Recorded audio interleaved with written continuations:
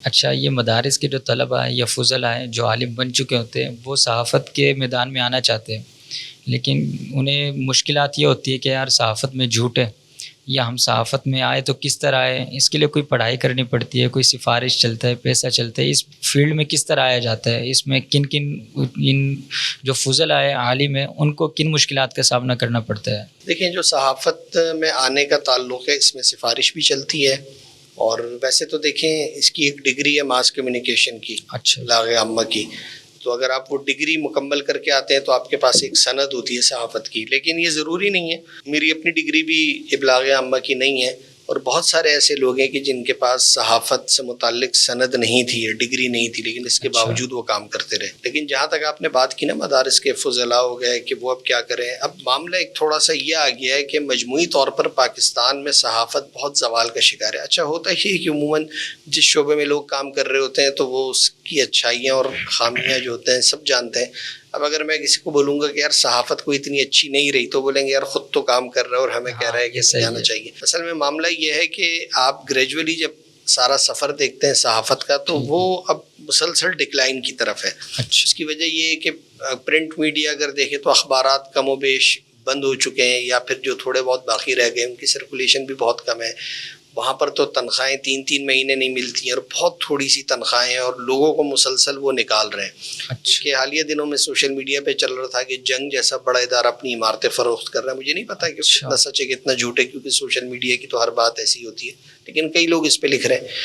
اچھا، پھر جو الیکٹرانک میڈیا ہے یہ تو پرنٹ میڈیا کی نسبت 25 سال بھی مشکل سے نہیں نکال سکا۔ یعنی پرنٹ میڈیا جو تھا قیام پاکستان سے پہلے ہم دیکھتے ہیں کہ ہندوستان میں اخبارات تھے، مختلف نکلتے تھے، اور اگر آپ ان کا دورانیہ دیکھیں تو اخبارات نے کم از کم بھی 90-100 سال تک جو ہے نا اپنا وقت کسی نہ کسی طرح گزار دیا۔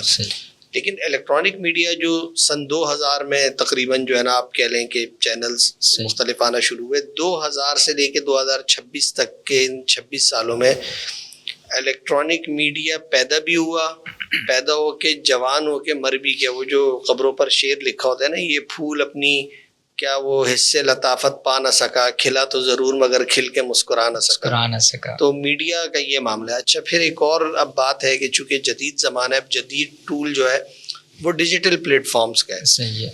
اس میں بھی جو ہے نا سچی بات یہ ہے کہ ابھی تک صورتحال کوئی بہت حوصلہ افزا نہیں ہے کہ آپ یہ بولیں کہ یار پاکستان میں کوئی اتنے زیادہ ڈیجیٹل پلیٹ فارمز آ گئے اور ان کی وجہ سے نا چیزیں بہتر ہو رہی ہیں۔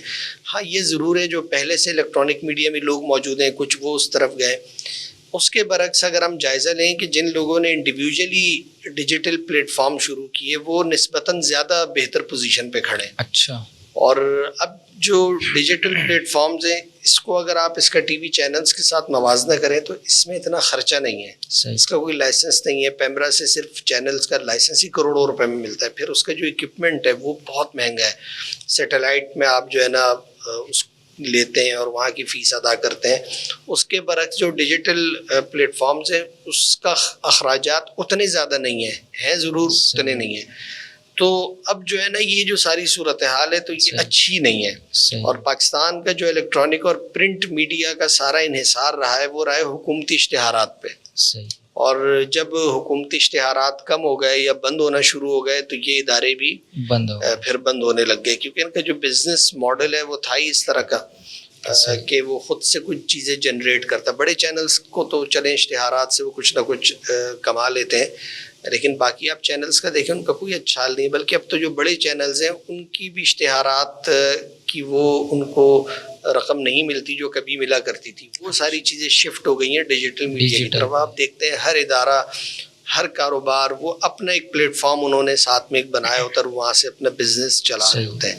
تو ان سب چیزوں نے ملا جلا کر جو ہے نا صحافت کے شعبے کو بہت زیادہ ڈیمیج کر دیا ہے۔ صحیح ہے۔